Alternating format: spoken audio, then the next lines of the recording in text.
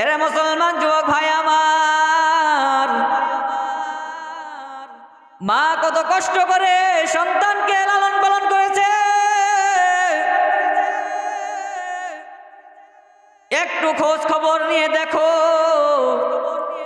কত মা কত কষ্ট করেছেন, সন্তানকে মানুষ করেছেন। আজকে আমরা বিবাহ শাদী করে বউ নিয়ে পাগল, স্ত্রী নিয়ে পাগল, মা বাবাকে ভালোবাসি না, মা বাবার খেদমত করি না।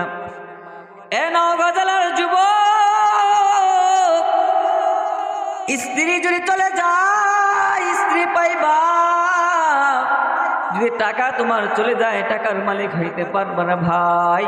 যদি তোমার গাড়ি একটা হারিয়ে যায়, গাড়ি যদি চলে যায় গাড়ির মালিক হইতে পারবা।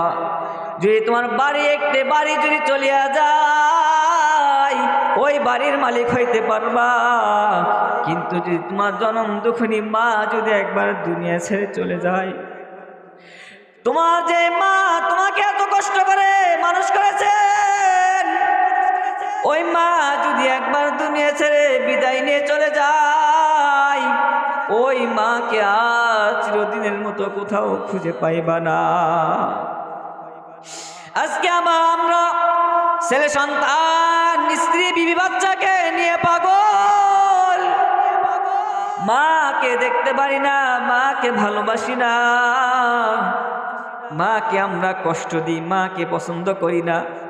বয়স হয়ে যাওয়ার কারণে মাকে কষ্ট দিলে ভাই, আল্লাহর পয়গম্বর হাদিসের মধ্যে জানায় দেন, আল জান্নাতু তাহতা আকদামিল উম্মাহাত।